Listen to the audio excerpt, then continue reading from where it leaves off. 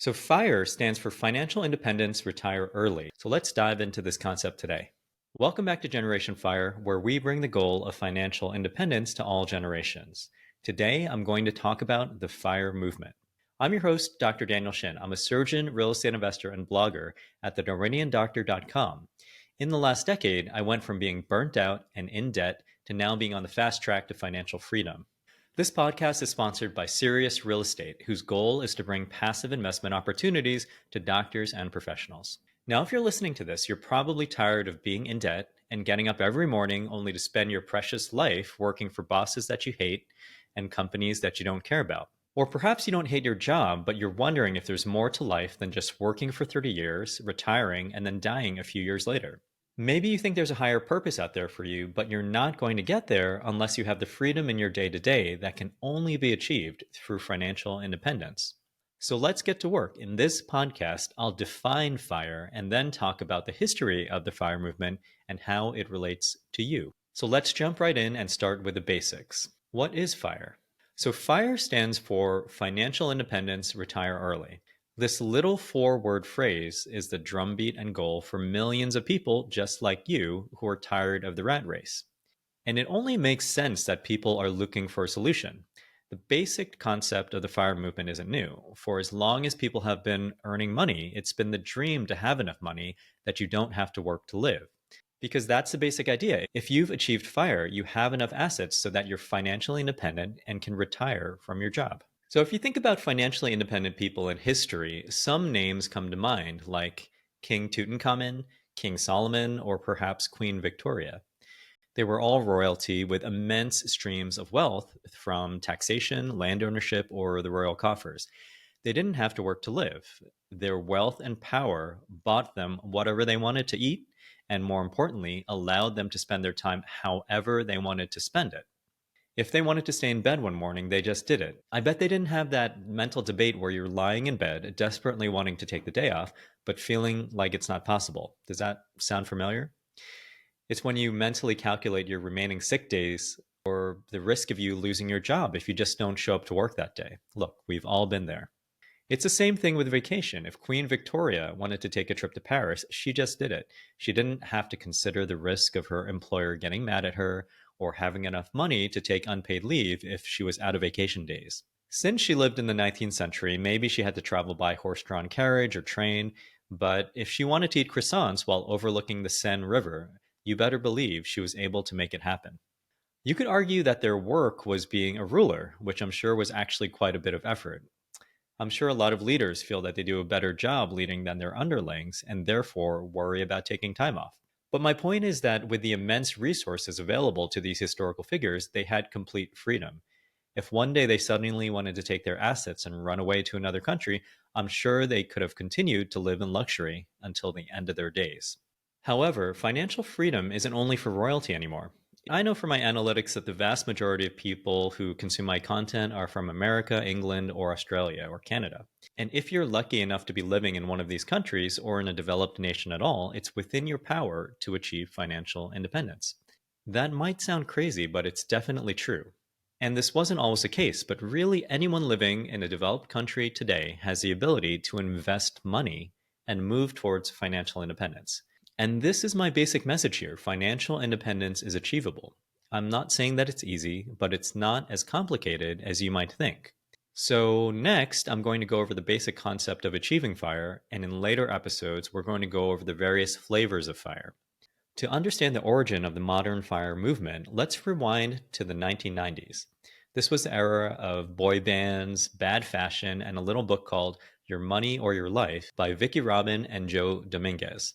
And this book is a seminal work in the realm of personal finance and the pursuit of financial independence. Basically, the book challenges you to transform your relationship with money, hopefully leading to a more meaningful and deliberate life. The book introduces the concept that money is more than currency. It's a reflection of our life energy and the hours of our lives that we spend to earn it. The authors encourage you to assess the true cost of your purchases in terms of the hours spent to afford them. So, a $7 grande double shot espresso oat milk latte at Starbucks isn't just $7 anymore. If you think about it from the concept of Vicki Robbins, it's basically perhaps 30 minutes of work.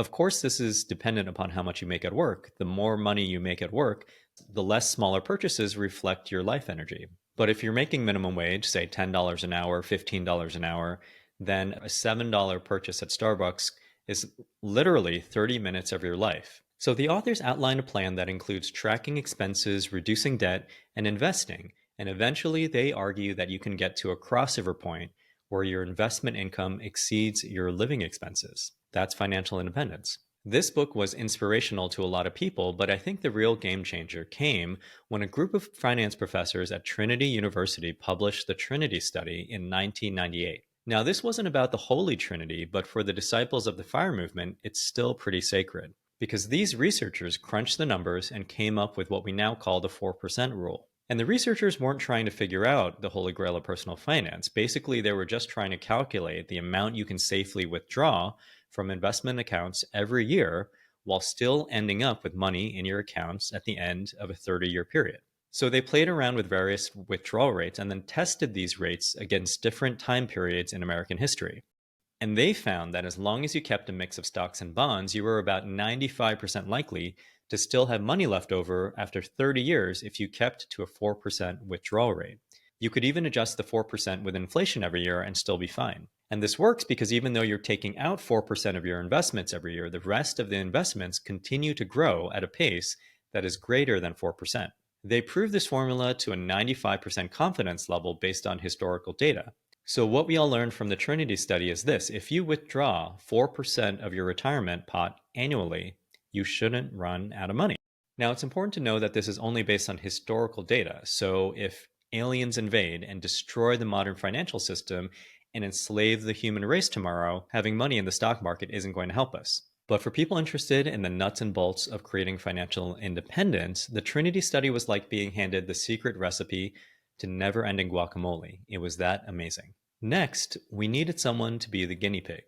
So enter the 2000s, the dawn of blogs, and with it, Mr. Money Mustache, the godfather of the modern FIRE movement. Mr. Money Mustache is the website and pseudonym of the 49-year-old Canadian-born blogger Peter Adeny. Adeny retired from his job as a software engineer in 2005 at age 30 by spending only a small percent of his annual salary and consistently investing the remainder, primarily in stock market index funds. Now, 18 years later, he's still probably the most recognizable face of the FIRE movement. He lives in Longmont, Colorado, which has become somewhat of a mecca for financial independence aficionados. The secret ingredient to the recipe of financial independence, though, is knowing how much money you need every year to live and then coming up with a plan to get there. Then you also need to have a plan for what you're going to do with your life once you reach your goals. Like a lot of things in life, the devil is in the details. Before we close, an important point here is that retiring early is an optional part of FIRE. Just because you have the means to retire doesn't mean that you have to do so. A lot of people, including myself, get a lot of satisfaction from working. After I took 5 months off from medicine last year, I realized that I really missed practicing medicine. Real estate investing and content creation weren't enough to fill my cup. So now I'm back practicing medicine for about a third of the month. In fact, I've realized that a large part of my purpose in life is to use my skills and talents to benefit the world, so I don't think I will ever stop working. It just might not be in the traditional sense of a 9-to-5 job. I just want control. I want to be able to spend more of my time how I want to spend it, doing what I want to do. I don't want to go to a job that I hate just to keep a roof over my head and food on the table. Can you empathize? I bet you feel the same way. A lot of people don't understand this point, and they use the retire early part of FIRE to criticize the movement. They say that people who want to become financially independent are lazy and just want to watch Netflix and make homemade kombucha all day. These people are just misinformed, and they're probably jealous that you are working towards a better future while they're stuck in jobs they hate until they die. That got a little dark. Sorry about that. But in any case, the resistance to the retirement part of FIRE is a reason why some people in the FIRE community actually just refer to it by the first two letters, FI. They choose to reject the retirement part entirely. That's totally fine also, but I think the word FIRE is just so much better. I love the visceral association with flames. To me, this is just a much better image to represent the burning desire that people have to break free from the shackles of debt and the hamster wheel of corporate life. So sadly, we've reached the end of today's podcast episode. If you're listening to this podcast, thank you. I'm glad you're here. I hope you enjoyed this overview of the history of the FIRE movement. By listening to the show, it means that you're interested in moving towards a better financially independent future, so welcome home. The FIRE movement is about living life on your terms. It's about saying goodbye to the 9 to 5 grind and hello to a life where you call the shots. So, next time, we'll talk about the different flavors of FIRE. And later in this podcast season, we'll delve into the practical tips and strategies to help you on your journey. Again, my name is Dr. Daniel Shin. I'm a surgeon, real estate investor, and blogger at thedarwiniandoctor.com. Make sure to hit that like button if you're watching this on the web, and make sure to subscribe so you don't miss any of the episodes. Until next time, this is Generation FIRE, where we bring the goal of financial independence to all generations.